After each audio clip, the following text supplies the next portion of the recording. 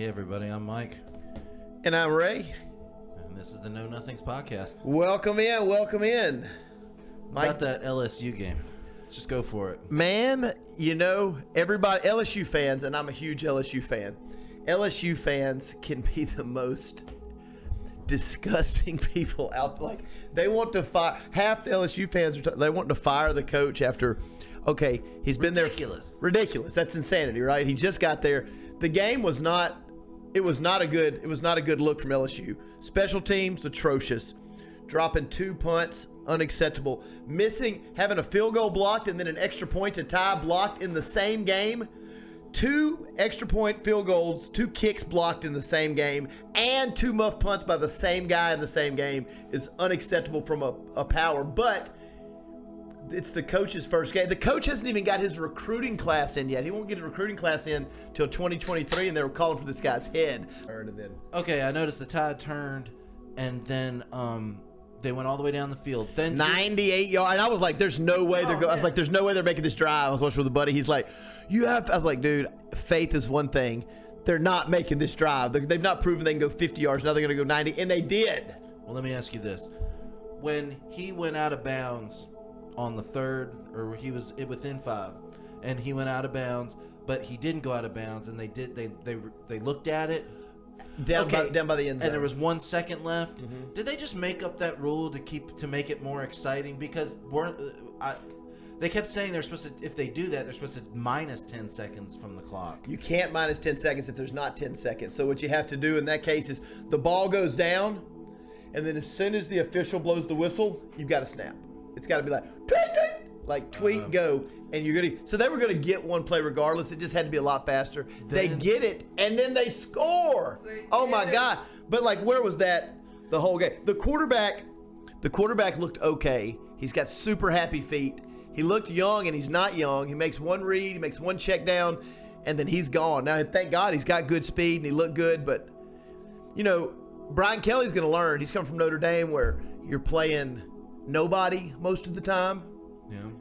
So he's coming. He's winning 10 games a year. He's going to, and the fans are passionate. I'm not going to say the fans aren't passionate at Notre Dame. Clearly they are, but no one is like SEC fans. And LSU fans are their own breed of, like, you have to win. They expect you to win every game. Sometimes if you win by 30, they're still calling for your head because they want you to win by 42. No. Like, Nick Saban talks about that. I mean, every time he'll win, and people ask him all these questions. He's like, "You just can't please you guys. Like, we did everything we could. We won by 2 scores. Like, what do you want me to do?"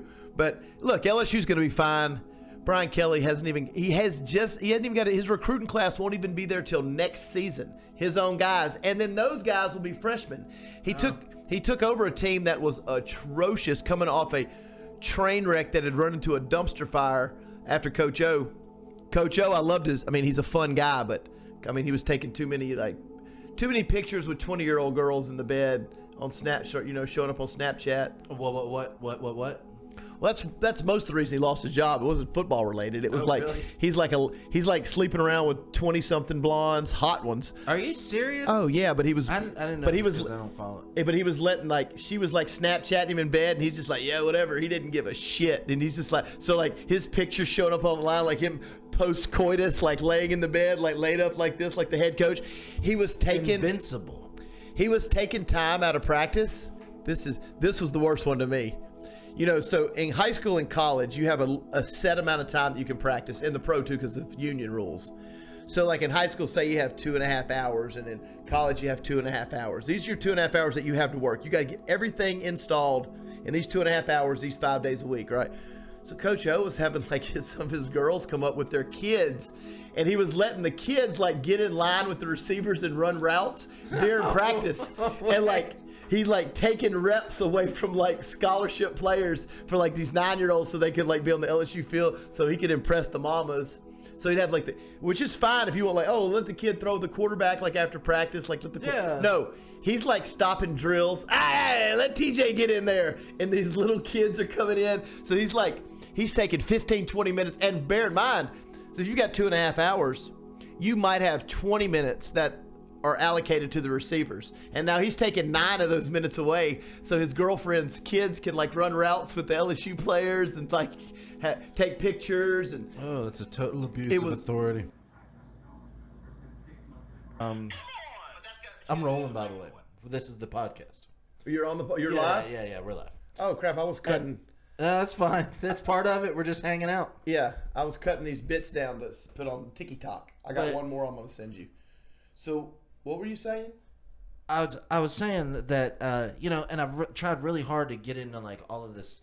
How long were you rolling? The whole time we were talking? Just a second. The Black Sabbath part. Okay. So like getting into the new rap, and I'm I'm trying to like it. And the other day I haven't been listening to any music lately because God, I can't find anything that I like at all.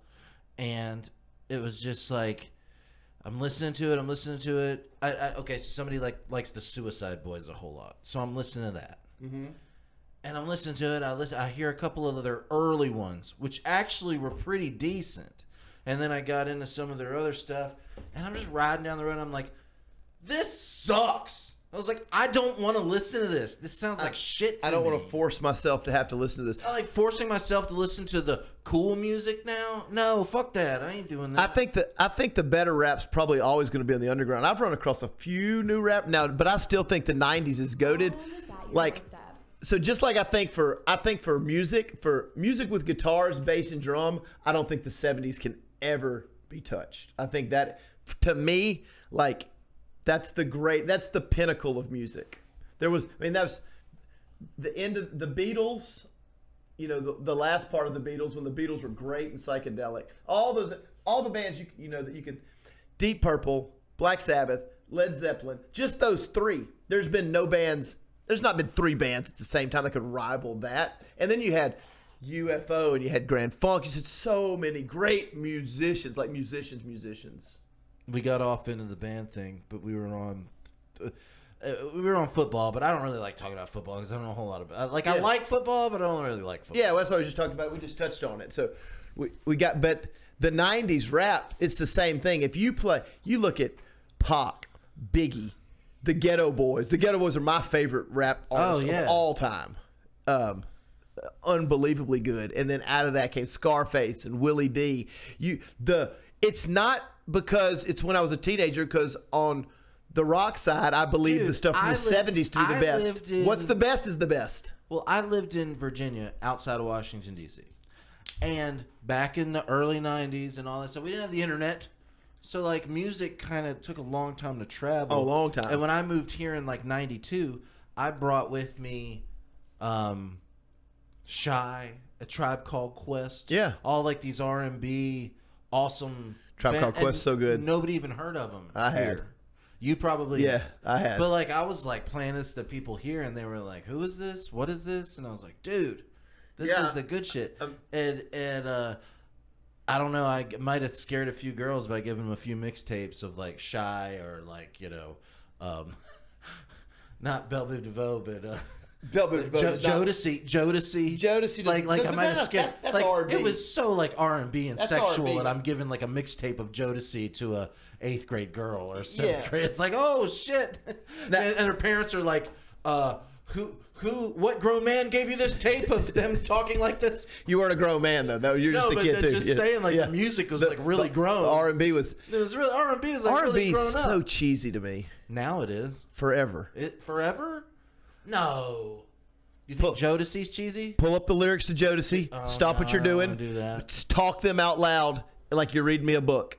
And I don't need just random. Pick some Jodeci lyrics. Listen, maybe I'm wrong. Maybe I'm right. I have a feeling. And it's definitely like Jodeci lyrics. Let's see. To me, it's cheesy. Oh, but it's a kid. But well, my favorite one wasn't even a Jodeci song that they sang. It was Jodeci. Just any random lyrics. You didn't hit the word lyrics. It's a Stevie Wonder song. Now, I mean, I guess there is, but the R&B that I know that took like the R. Kelly. All right, I'll read it. You want me to read it? Read it. Lay back, baby. We're about to take you to L.A. Enjoy the ride, baby. Shit going out to Compton. Long Beach, South Central. Watts in the house. A little West Coast flavor for all y'all LA lovers out there. You know what I'm saying? I love it. And y'all need to just shut the fuck up and let me do this, all right? In real life, where is our child? Send him to your mother's for a while. All your friends are gone. You know I sent them home. Girl, I live for you, so I don't give a fuck about the news. So please turn off the TV. And if you give a damn about me, I want to hear you moan. Let's be alone. I want to hear you moan. Let's be alone so we can get it on. Let's be alone. I want to hear you moan. Let's be alone. Cheesy as fuck. Oh, man. You're blowing it for me.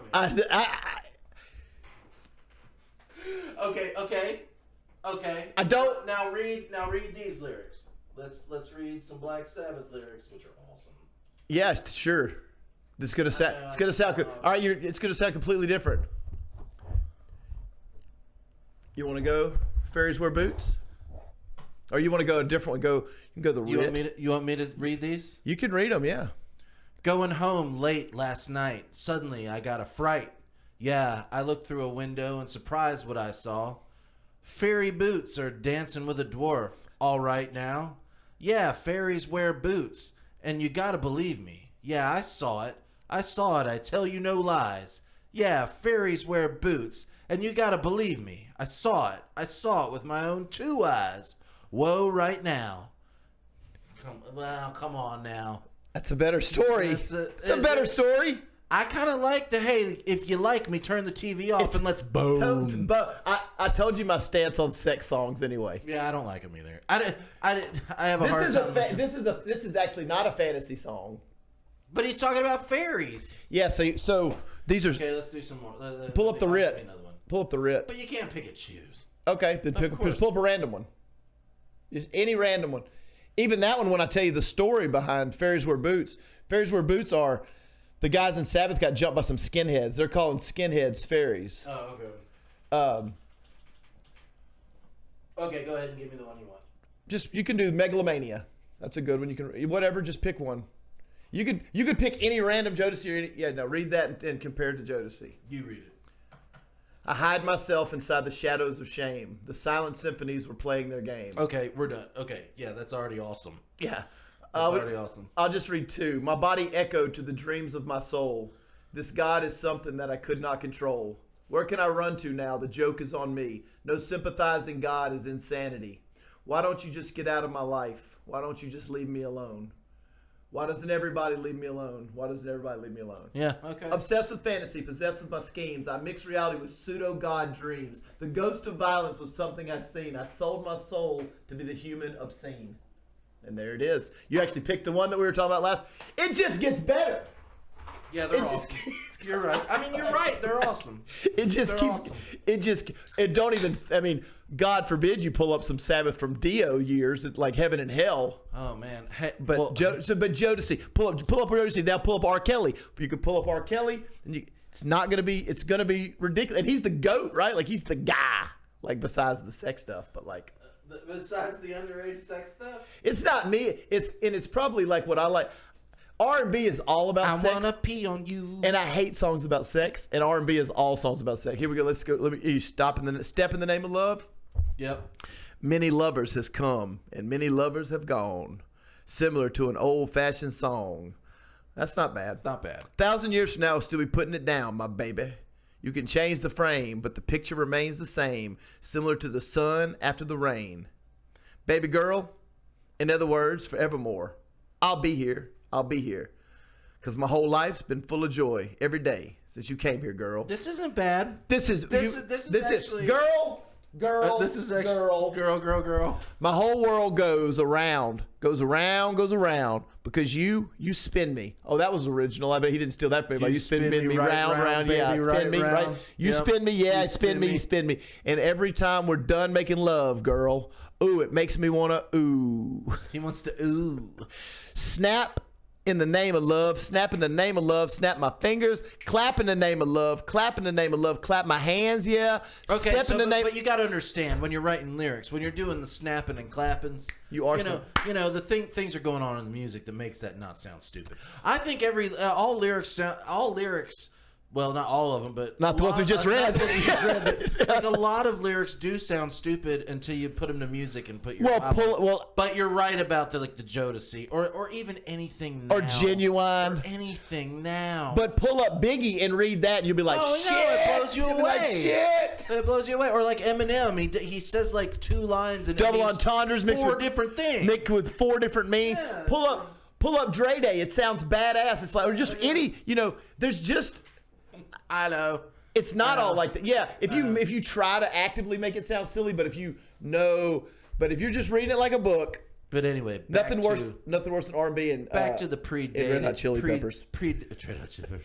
Back to the pre-days of no MTV. Like MTV was barely here in Ruston when I moved here. In '92? No, we'd had it for like 3 or 4 years. Yeah, but how many people that school we were going to actually had MTV? I don't know. Like I lived for the Headbangers Ball, but I don't know. I didn't. But I had nobody to talk to the Headbangers Ball about. No one.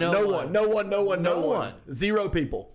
No one. There were 0 people I could be like, did you see where Ricky Rackman interviewed Pantera in Spain? We didn't hang out. Not that you were young. You were in 8th grade. I was in 10th grade. Yeah, that wouldn't have been cool. Yeah, that would have been cool. For you, that was not cool. No, a 10th grader with an 8th grader. And a new kid. Oh, shit. With an 8-ball jacket. With an 8-ball jacket. Fuck that guy. 8-ball jacket, listening to Jodeci and a... Ooh. Oh, no. So, in other great music news, though...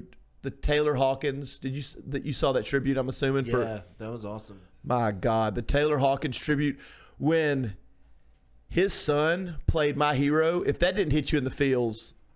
Oh, it was awesome. You don't Oh, yeah, me and Kyler were watching it on YouTube last night, and at the end of it, you got to do the big eyes so you don't. Yeah, so you don't. You got to be like. The passion on his son's face. Oh, man. He was trying to hold it together, too. He's a 16-year-old kid. I can't believe the 6-year-old kid got in front of all those people at Wembley Stadium and knocked that out. Okay, he didn't play it. Okay, he's 16. Yeah, I get it. He's not his dad. He didn't play it like him, but he played it better than I could have played it, probably. He played it super great. He played it with raw emotion. And to me, that's what the best music is raw. Oh, raw emotion. Just on that one part, I wish you would have kept that one hand going on the "There Goes My Hero" part, because he was doing it like a real simple way he would do it. Yeah. But come on, dude, you're 16. You're playing with the Foo Fighters in front of how many people was it? It was a lot of people. Wembley's like 100,000 people. It was Wembley's awesome. Wembley is the stadium you play when you're as large as you can get. You know what I thought? At the end of it, he like ran off stage. He should have like went out to the front of the stage and got some glory. You know what I mean? Did he? Yeah. Did he run off the stage? Yeah, he like played and then he walked off and somebody gave him a hug and then he like walked off the side of the stage and then I think that was his mom back there that gave him a hug. But like he should have like hammed it up a little bit, went to the front of the stage and like waited and heard all those people in Wembley Stadium. I don't know if you can hear them with in-ears, can you? You would know better than me. No, depends. Depends on the mix. So when you played in front of 20,000 people, I played in front of 20,000 people. Did you hear them? You could hear them. Even with the in-ears? When they yelled, yeah, you could hear them. Yeah, because you could feel them. You can feel the feel them too. Feel the energy. Like I busted my at the end of it when you could really hear. Yeah, I know this is great. Busted my. I was like super hyped. It was like 20,000 people. We just did a flawless show. Bare Naked Ladies were following y'all, right? No. Willie Nelson went on before. So we had 20,000 people in front of us.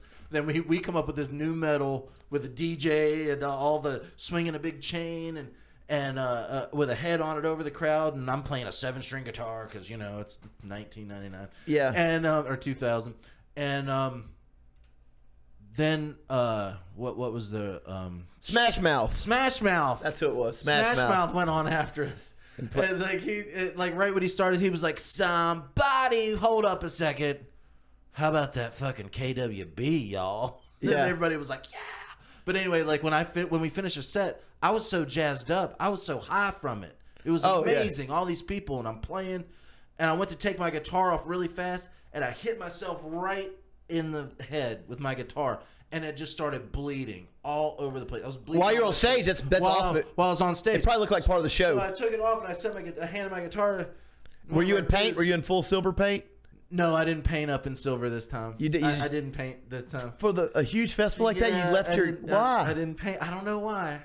Yeah, there had to be a discussion around that, right? Well, I had my hair in dreads, and my fam. This is the first time my mom and dad, my brother, and my whole family ever saw us play, and they knew all I did was like leave and go be in a band, and they were like, "What are you doing with your life?" Yeah. And then like they saw it, and they were like, "Oh my god, this is what you're doing," because we were pretty good. Yeah. So but I for some reason I didn't wear the paint. I don't remember why, but I didn't paint up. Must have been like, I'm not going to paint up because mom's coming.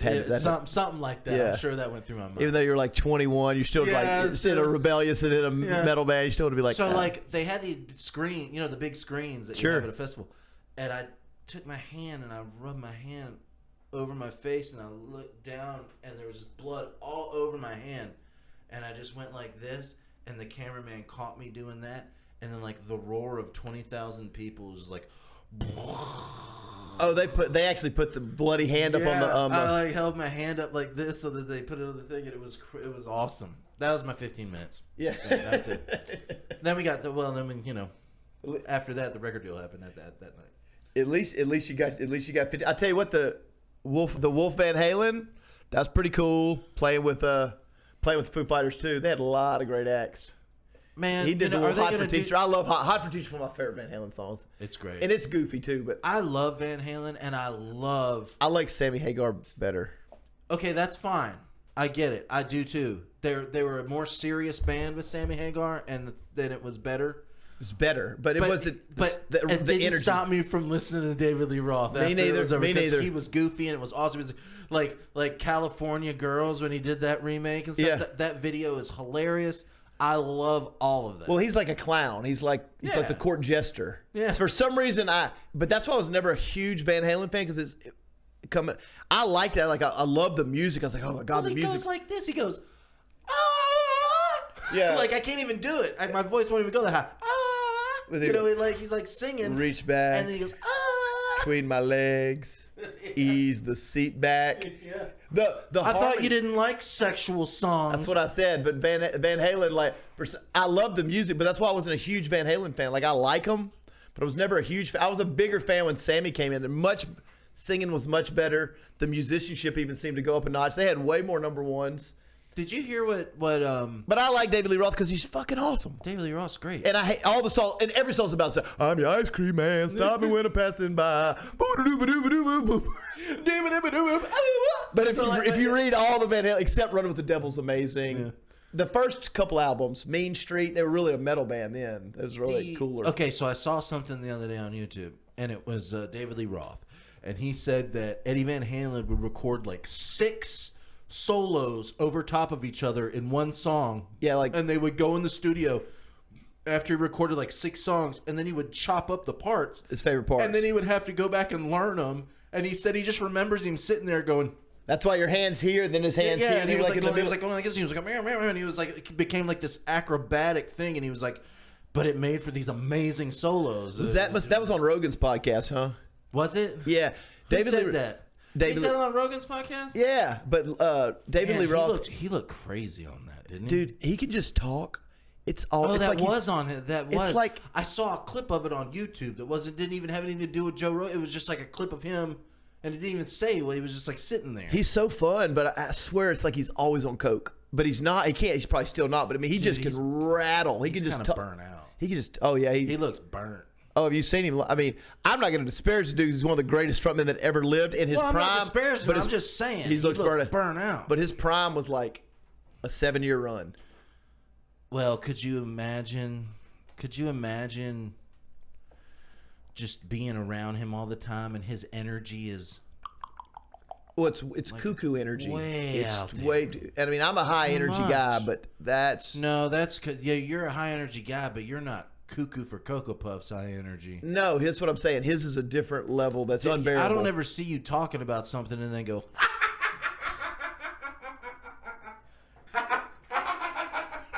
For like a minute after you say something, everybody's just like, It's so weird, right? And then always being like, just like this, just like this all the time when he talks. He's like, and he has to tell this in order for him to get to the point. He has to tell some rambling.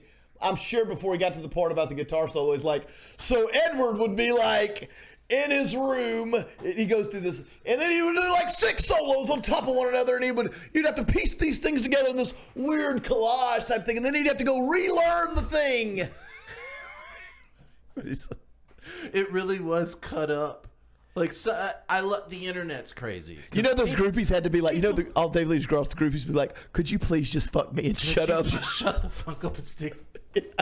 Please just fuck me, Dave. Like, stop. You're beautiful. You look like a Greek god. You can do karate kicks. You sing great. You're in the best band in the world. Just shut the fuck up. I didn't come back here for a lecture. So it's the internet's crazy because like where I saw that, it was completely cut up and put into like somebody's YouTube thing that was trying not to give Joe Rogan any kind of. Oh yeah, any kind. They're trying to just cut and just put his. Cut it. I think I saw some of that interview. That's why I knew that he had been on there. Man, I gotta watch that one. If you can. So if you had to be locked in a room with any celebrity, I think David Lee Roth would be on the top of my list of celebrities I couldn't be. Like, you got to be locked in for say 5 hours, and he'd be a lot. Are we talking about just musicians or what? Any celebrity. Who would be the most annoying, you think? Would it be David Lee Roth? I mean, I've never thought about this. We're talking about the podcast. Gilbert Godfrey or David Lee Roth? I think Gilbert. Not Wolfgang. What's his name? The guy from the '80s that was on the police. Bobcat Goldthwait. I don't know. I got another one. But here's the other thing. Pauly Shore, I could not have done. Well, here's the thing. I think out of all those people, David Lee Roth is the one that would want to talk the whole time. I don't think those other guys would even care about talking or anything. I think David Lee Roth would be the one, though, that would annoy the shit out of you. Yeah, like Pauly Shore, you could be like, I got it, Weasel. You're the Weaseliest. You're the Weasel. I got it. And he'd be like, yeah, we're just chilling, bro. We're just being... Yeah, he's like, well, that's just but my David Lee Roth would be like, hey, man, you remember when I did the kick? Ah! I think Pauly Shore would be like, oh, man, it's cool. The Weasel thing's just an act. You know that, right? I'd be like, oh, thank God, because that's like too much to handle. Yeah, thank you for saying that. We know it is. I couldn't even stand that stuff back to like the comedy of that. I could watch 1 minute of it as a kid. Oh, really? Like, oh, my God. I was like, this is not funny. This is ridiculous. You didn't like Son-in-Law? I didn't like his bit. The bit was so... The Weasel bit. You didn't like the Weasel goofy bit. But what about the movies? Goofy as fuck. And goofy, not good goofy like Chris Farley or Adam Sandler. Like, not well written goofy. Like he sold his soul goofy. Yeah, I can if that makes sense. I can handle goofy that's like well written and comes from a spot of art. I just can't handle goofy for like the sake of goofy. Like, love Monty Python. What about Encino Man? Oh God, no. No. So it's just so bad. It's like there are parts in it where it's cringy because like there's supposed to be a joke and he's like, okay then, and it's like, wait, is that supposed to be funny? There's a couple of those lulling parts where he just kind of supposed to do his thing. There's a lot. It doesn't come across. It doesn't come across. It's almost like, well, I was going to say something that would get me crucified online, so I'm not going to say it. But like I was going to say, I might as well say it. We may not. I won't clip it and put it on TikTok. It's like women comedians. It just doesn't work for me. Like, women comedians are the worst thing ever. I'd almost rather watch women's basketball. Oh, God. They're so bad. They're just like not. No, I'm not going to say it. I'm not going to say it. You said it. No women's comedians? No women. No, I can't say. Margaret Cho? She's top of the food chain there in a very small. She's top of the food chain. I don't even know anybody past Margaret Cho. Exactly. So it just doesn't. I'm not going to say they're not funny because I've been around lots of funny women, but as comedians or like actors or actresses in a comedic role, it never works for me. Well, here's the thing, and this is going to get me in trouble. They get a little preachy about stuff. They get a little preachy, which I don't like. You know, what's her name? Sarah Silverman. She was funny. For a second. And then she got all on the politics thing, and it was like, please stop. The only way you should be... Just be funny. The funniest thing she ever did was she had the Sarah Silverman show, and years ago, and I thought that was really funny. There was like one part where everybody was like farting. Yeah. And then she was like, oh, it's kind of like the time when I pooped. Yeah, That's like the funniest thing she ever said. It's just everybody's doing it. That she was like, "Oh, it's like the time I pooped." I've given them all chances. I like Margaret Cho's funny, but like Okay, we should. Okay, I'm gonna make a serious effort in the next couple of days to find a. Okay, now hold on. Now let's talk about the '80s ladies comedians, though. okay. Wasn't there one that like wore like a man's jacket and like pulled her sleeves up? She had curly kind of hair. She wore it was always a navy blue. She was super businessy. New navy blue blazer, and she was deadpan. She was funny. I can't remember her name. I can You tell. know what I'm talking about. I can tell you through the 80s and 90s, I watched every single stand-up special that came on cable television. Like, I watched them all. You remember that Evening at the Improv? I'm sure you watched that because you were into comedy too, right? Yeah, totally. So I watched every Evening at the Improv. This was not for me not giving them a chance. This is the whole thing, man. Okay, so Amy Schumer. Definitely not funny. Okay, Amy Schumer, definitely not funny. Tiffany Haddish, Not funny. Joan Rivers. Funny. Because she was relevant and controversial, and she talked about things that were like different. Wanda Sykes is funny. Wanda Sykes is pretty good, but she's pretty good. Tig's funny. I like Tig. Don't know. Tig Notaro. You gotta watch. Yeah. You gotta watch some Tig. She is funny. She's funny. Chelsea Handler can be funny, but not really. I like Chelsea Handler. Gilda Radner Gilda Radner was okay. really.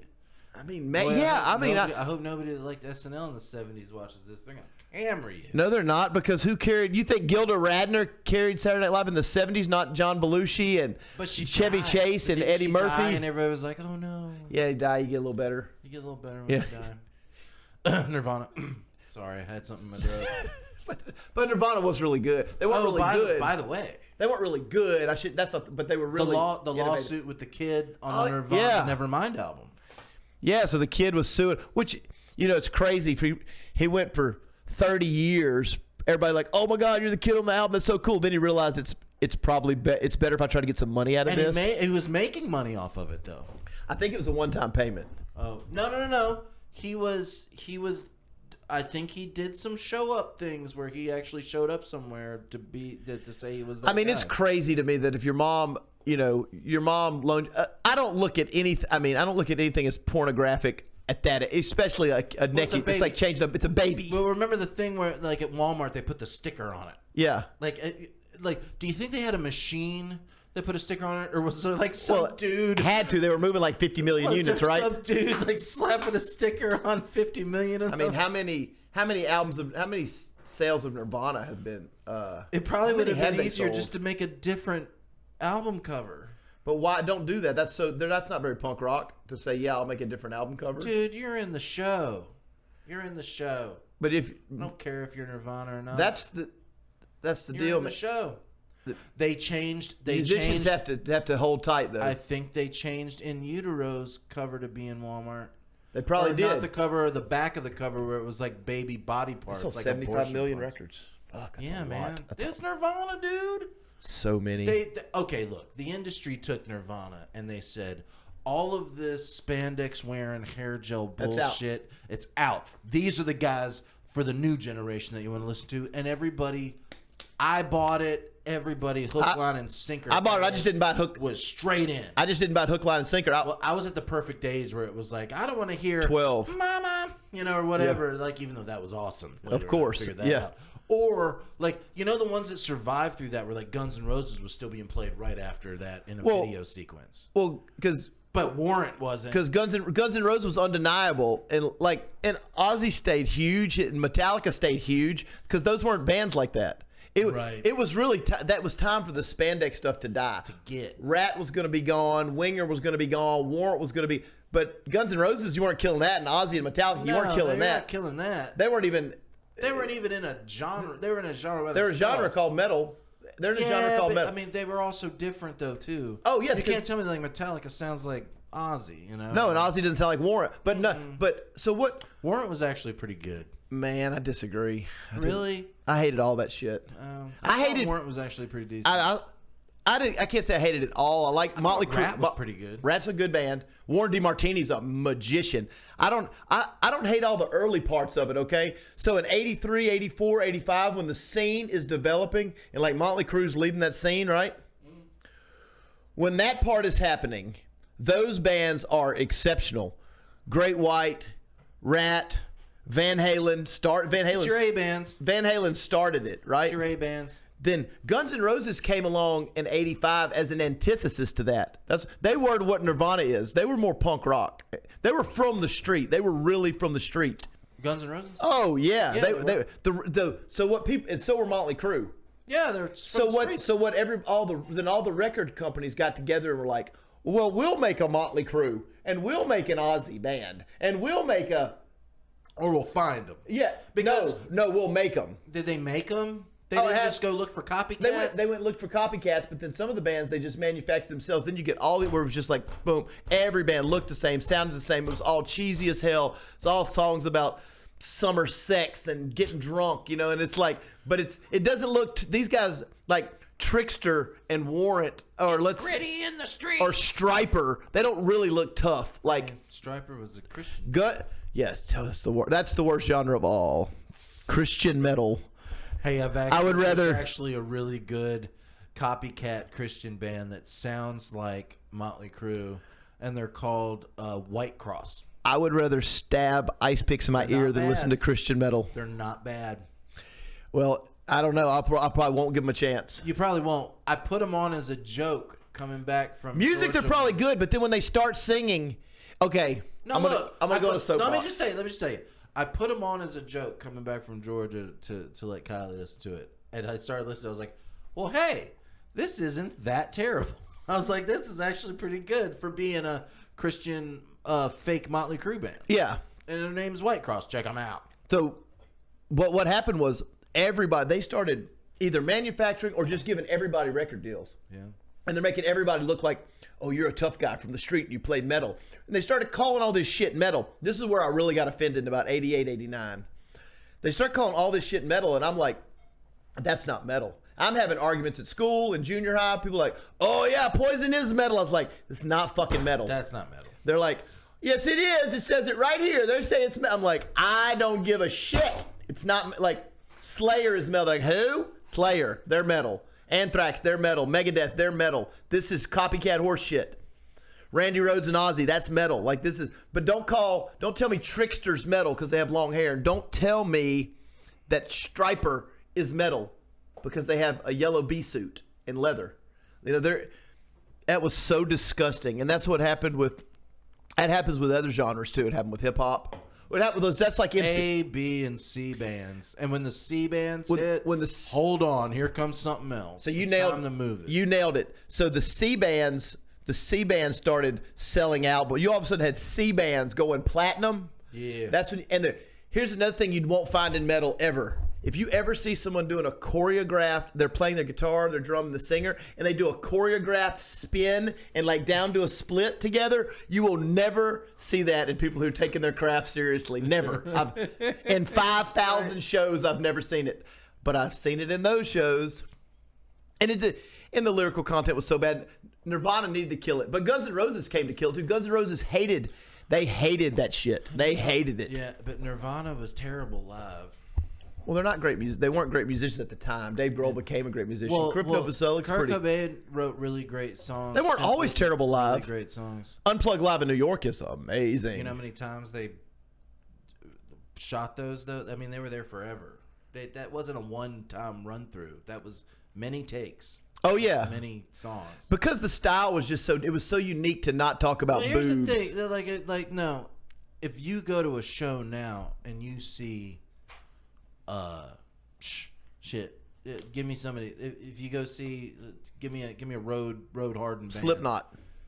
Okay, you go see Slipknot or Korn. That shit is on point and it's awesome. You go see. Oh yeah. When you went and saw Nirvana, it was out of control. So did you say that would be along the lines of it just being a quasi like punk movement? Because the whole and I mean they sounded terrible, but the vibe was right. The whole reason I was always a metalhead over punk was that punk punk celebrated being bad, and I didn't. Right. I'm into like nailing it. Yeah, I don't celebrate being bad. Like now later I've come to appreciate like the Sex Pistols, their impact, obviously the Misfits and their impact. I love some of those bands. As I dug, I've told you, I mean, I've dug all the way back to the 40s. And you gotta listen to No Effects.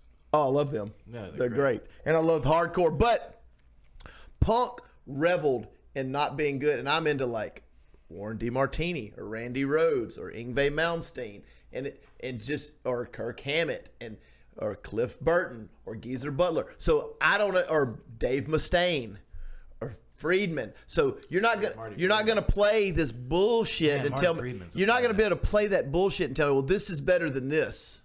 And that's why I just so at that time there was kind of like camps. It was like team metal, team punk, team. Well, what's funny is like they sold us on Nirvana, and then they tried to lump all the bands after that. But I'm a buyer on Nirvana. Even then, I love Nirvana. I was just telling. I love Nirvana. Don't get me wrong. I was just telling people then, and I stand by it. This is really cool. This is good. It's not as good as you think it is. That's all I was saying. But then, like, you got Soundgarden. But impactful, it obviously. And they tried to like lump Soundgarden, Pearl Jam, and Nirvana like in the same category, and none of them sound the same. And they're different. They're completely different. They just came from the same city. Yeah. It's the same thing. That's why when you talk to, even when I talk to people in my son's age, they're like, 24, 25, 23, and they'll lump everything made in the 80s as hair metal. And I'm like, that wasn't hair metal. And they're like, oh yeah. I was like, that wasn't hair metal.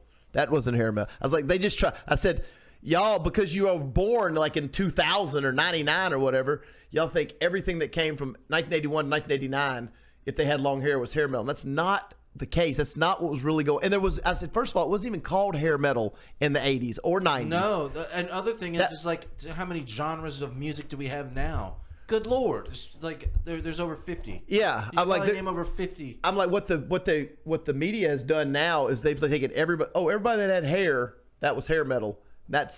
That's not what was going down. Just like in with grunge, they try to say everybody from Seattle's this grunge scene. Look they're wearing blue jeans and Nirvana wears blue jeans. Yeah. You're really reaching at some point, like, they're wearing leather pants and have long hair. So everybody wore leather pants and had long hair, and like Metallica had long hair, not a hair band, right? Megadeth had long hair, not a hair band, right? And tight jeans too. Oh, back to the Nirvana thing where the kids. So he lost. He lost the lawsuit. He lost the lawsuit saying that. Yeah, I thought we not covered that. I don't think we finished it. He lost the lawsuit. It's a frivolous lawsuit. They should have fined him. The problem is you get a lawyer that'll take it. Usually you go to a lawyer with something frivolous and they're like, I'm not doing that shit. And then you find one that's kooky enough that'll do something. Well, I mean, they're going to get the chance to sue Nirvana. You could be oh, you're in the news. What's that? I mean, God knows what the Nirvana estate's worth. They sell I wonder who owns that. That's Courtney Love, right? Courtney Love. Probably her and Dave Grohl own that. Are they 50-50? Does Novoselic have nothing? And what about Pat Smear? I think Pat Smear was a hire-on.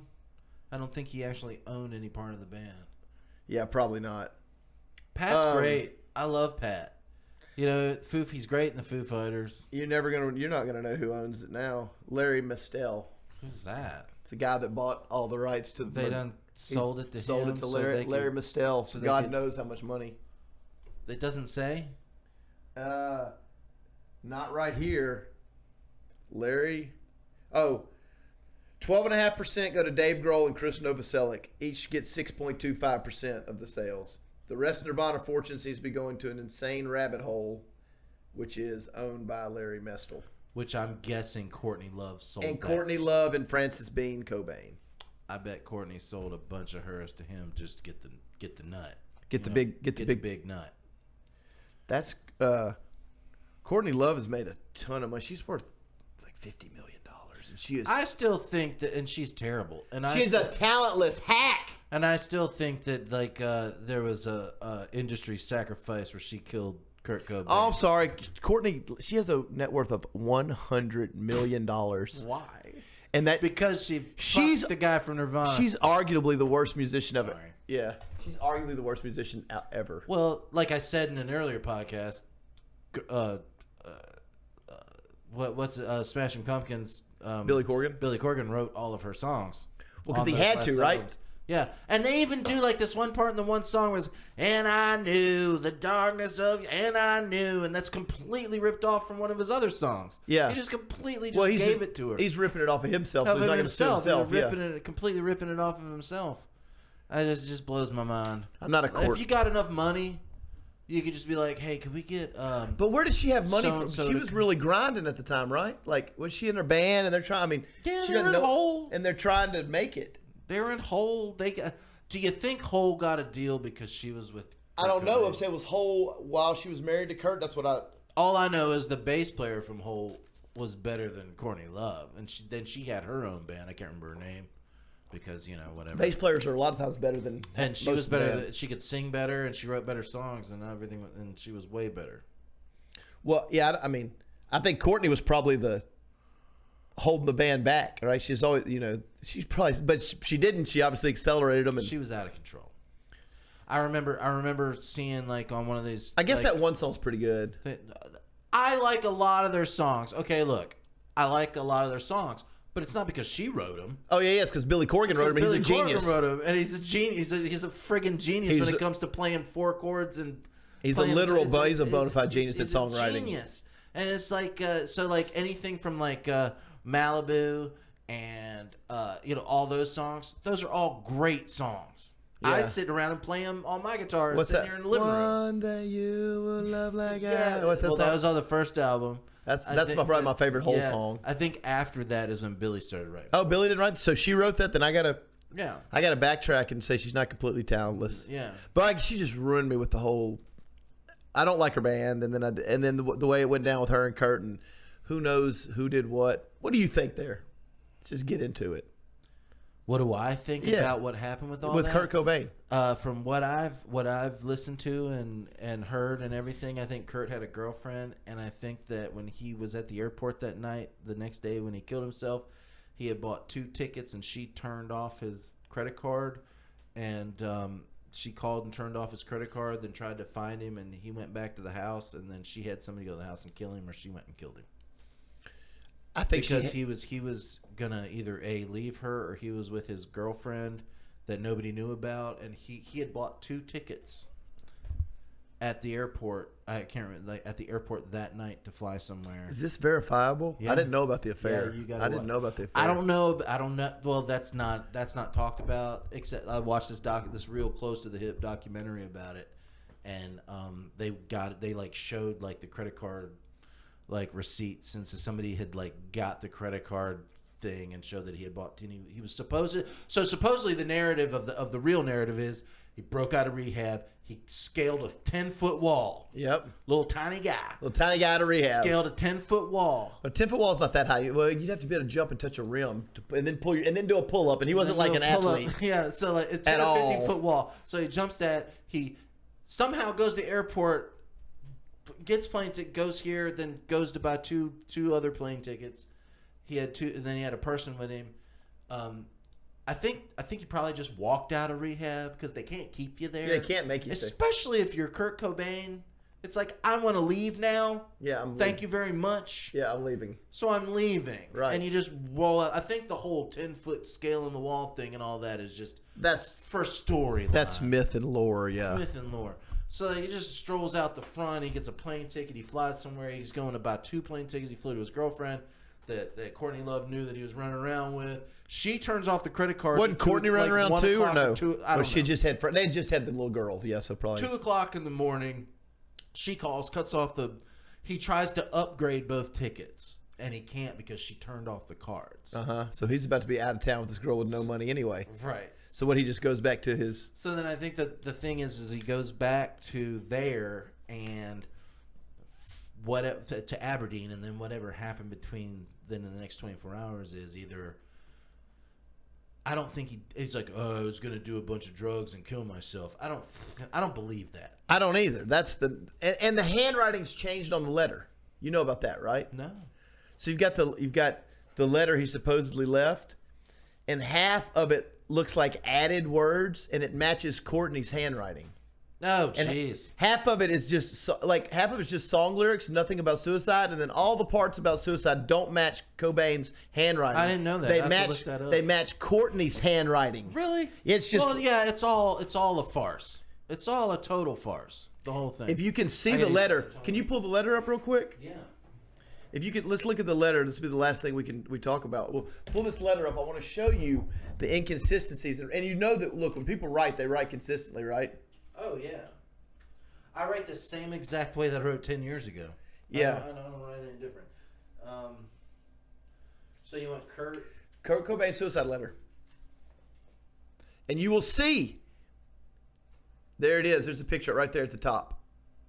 Boom. All right. See the letter? Here we go. Now, I'm going to show you all the parts. There it is. Can you make that big? Yeah. Okay. Oh, geez. How do you? Well, that's fine. You see down here? Okay. Look at the main base of it, and then look at the at the bottom. That looks added. Everywhere that matches that bottom kind of writing is not Cobain. And everything that matches the little writing is Cobain. And you see where it's scratched out and added, scratches out and makes stuff to make it sound suicide-y? Because before it's not suicide-y. Right. And that's her. That matches her. Now, why was she been investigated? That's what I don't know. Because of the industry? Because the industry doesn't investigate when they set it up like that. See, I think everything's a big conspiracy. Well, yeah. So and I think that he was that they. But you can see that, right? Oh yeah, totally. That's not conspiracy to me. Those are clearly two different people writing on that letter. Hold on. Why can't man? If I had a map. Well, you can probably find it off of Wikipedia. You can't do it off Wikipedia. Just go somewhere. There's images of it all over. There's down there. Yeah. Look how different that writing is. For Frances, for her life, that's the shirt thing. Come on. Why sell the shirt? That's disgusting. Why sell the shirt? Here's a good shot of it right here. This is a good. Twitter. Yeah, that shirt's not in good taste for sure. It's about. And also, the death certificate shirt was not in good taste. Yeah, that's about like Metallica's joke in '94 when they said, "What color eyes did Kurt Cobain have? Blue. One blue this way, one blue that way." Oh God, that's in bad taste. That's in bad taste. Okay, so to me, this all looks the same. That is all the same. About right here. Except where they scratch out. When she scratches out, totally different. The little insert, and then down here different, and then. Keep going, Courtney. The keep going, Courtney's not his handwriting. Is not his hand. For Frances, for her life, which will be so much happier. Not his handwriting. I love you. I love you. He makes this big plea out to one person, Courtney, which was not what was going to be going down. It's not going to be going down. First of all, he was sick of her shit.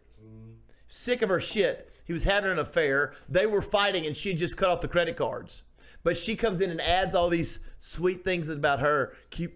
And the stuff that's scratched out. It's gotta fit. It's gotta fit the narrative that they're going with. Yeah, bro. Anyway, so pretty nuts. I don't think that's. I just don't. I know. don't think any of that happened the way that they tell people that happened. I don't think a lot of things in the world happen the way that they tell the public that they. You know what really sucks? We'll never know. We'll never know. We'll never we'll know or we'll think we know. I know that maybe Courtney didn't kill him, but somebody. It just doesn't seem like. Or maybe maybe his deal was up. Hey, his deal was up. 27 Club. 27 Club, and you're gonna be you'll be the 27 Club. It's gonna be a fast and furious run, and big reward for quick death. And people will talk about you forever. So maybe that's why we're talking about him today. Yeah, so we are. Wonder what we'll talk about next week. I don't know. We'll find out. Whatever we want. We'll probably talk about music and souls, I bet. Yeah, that's or moons. We'll probably talk about space, music, the devil selling your soul. The Illuminati being the devil. We'll get around it. We'll dip and dive, dip, dive, and dodge. All right. Bye.